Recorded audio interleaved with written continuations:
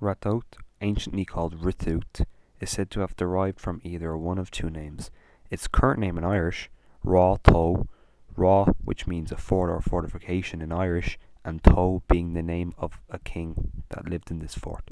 The fort is said to have been built on a mound beside the Holy Trinity Church in the village, in which the Normans later adapted to their moat and bailey design when they came. The second name being Ratoath, being King Tow in Irish, a Danish king who was supposed to live there. There is a moat in the town called Mota Ratoath, where the locals say the Danes were routed. Supposedly Malachi, the first monarch of all of Ireland, is said to have held a convention of the states on the mound of Ratoath. The Annals of Armagh also commented on how St. Patrick is said to have found a church in the Murgatua, which is located in Ratoath. Lagor Cronog is a large settlement site on a drained bogland located between the towns of Ratoath and Dunshaughlin. It is a cranog on an artificial island on the Broadmeadow River running through bogland. It is said that during the construction of this artificial island, a party of workers which consisted of men and women who brought their children were massacred with extraordinary force. The victims were chopped up and thrown in the bog. The unknown attackers chopped off some of the victims' heads and cut the back of their skull off, in what seems to have been an act of headhunting, as it was popular among the Celts during this time to show prowess. An infant was also thrown in the mud, more or less intact. After this horrible episode, work continued on building the artificial island, allowing the victims' bodies to sink down into the mud. Around 200 bones were found in an excavation dig. Lagor was an archaeological gold mine, as archaeologists found hundreds of artifacts, including brooches, spearheads, axe heads, swords, golden bracelets, prisoner leg chains, and farming equipment, some dating around 3,000 to 5,000 years old. The rulers of Lagor was Clan Kearney Sotal. Their realm consisted from Ratoath to Screen, which is about 23 miles, and at their height they controlled half of Dublin and all of Meath. The clan descends from Diarmait MacCerval, High King of Ireland from 544 AD to 555 AD. During his reign, the Curse of Tara happened, when Diarmait and his men burst into St. Ruin's house looking for the criminal Aegura. In doing so, it disrespected a holy place, and St. Ruin cursed their throne at Tara. In 1196, the Earl of Ulster, Hugh de Lacy, was granted the small barony of Ratoath by the Normans. Hugh's son forfeited the manor in 1210, but it was returned to his brother Walter de Lacy in 1215. He became Lord of Meath, and when he died in 1245 AD, Meath became partitioned. In 1246, Queen Eleanor, the wife of Edward I of England, acquired the barony after the death of Walter. In later years, Eleanor granted the barony to William de Burgh, Earl of Ulster, also known as the Red Earl, but in 1333 an inquisition found Richard de Burgh, grandson of William, wasn't paying his rent, so he was relieved of the manor. A year later, Irish people from a native settlement in Kilbride moved into the abandoned settlement. In 1836, a native of Ratoath, Nicholas Walsh, stated that in English the village is pronounced Roth-Oath, but the natives pronounce it like Raw Toad. In an ordnance survey in 1817, it is recorded that on Easter Monday every year the people of Ratoath held the Moldens Festival. This was a great patron festival that included games of football and revelry.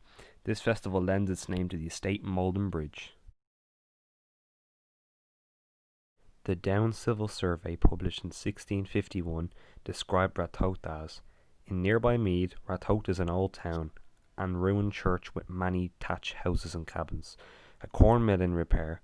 There is a market kept there on Mondays weekly, which affords some provisions and linen cloth. There stands on the south side of the town an old mound, which in former times was a fortification. Ratoath has changed much since then. In 1932, a congressional cross was placed in the village square to symbolise the Catholic faith of the village, and today it still stands there, outside SuperValu. A mass house was established in 1733. The parish had 215 Catholic families, and in 1760 the mass house was replaced by the church we have to this day. The church was built after the easing of the penal laws which denied Catholics the right to build churches. In 2003, the interior of the church was redesigned. A tunnel from under the mound beside the church leading to the cemetery was found. It is believed to have been a souterrain dug by the Celts in ancient times.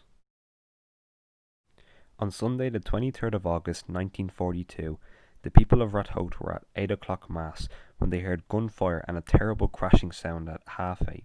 A few local people investigated the noise to find a badly damaged Spitfire crashed in Ferry House. Inside was badly wounded Flight Officer Joseph Sawayak. He had crashed after engaging a German Junker 88D-1 bomber with a crew of 4. Officer Sawayak and Lieutenant Lewowski, whom both were Polish RAF pilots, were dispatched from Lancashire to intercept the Junker, but after a long aerial dogfight over Garrettstown in North Dublin, Officer Sawayak was shot down in Ratoath. He was rushed to hospital in Dublin but died of his wounds.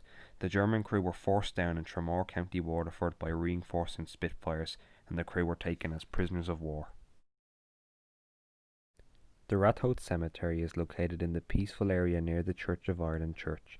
Historical evidence has proved that the graveyard was used in the 18th century.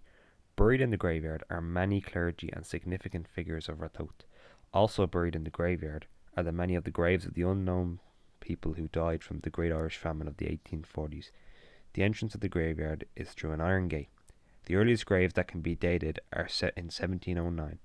The graves are faded and difficult to read. Also, there is an effigy of a knight in the graveyard, which is said to have been the 12th oldest tomb in Ireland. It is dated from around the late 1200s, and the tomb has skeletal remains of a Norman knight, probably buried when Hugh de Lacy was in charge of Ratoath. There are many buildings that are landmarks in Ratoath. The Ratoath Inn, which first opened its doors in the 1930s, is still used today, and the Ratoath National School, which was established in 1911, is one of the two active primary schools in Ratoath. The Augustinian nursing home that sits opposite Centra is very old, as well as the Marian shrine built by them also. Many buildings in Ratoath have been reused and repurposed over the years, and the first record of hurling in Ratoath was played in 1906 by Erin's Hope Hurling Club, and teams like the Ratoath Harps have been around since the 70s. In 1901 there was only about 1,000 people living in Ratoath, and in the 70s it jumped a bit, with there being 1,000 more in the span of 10 years. But in the early 2000s it increased tenfold, with there being about 10,000 residents since the last survey in 2016. 87% of the houses in Ratoath today were built from 1991 onwards. Just 20 years ago, Ratoath had just a pub, a church and a few local shops, but since the population influx from Dublin, it has had many new facilities, making it a modern town. GAA, soccer and rugby clubs have all been set up since then, and many franchise shops have settled in, as well as its own secondary school. All of these factors put together make Ratoath the town it is today.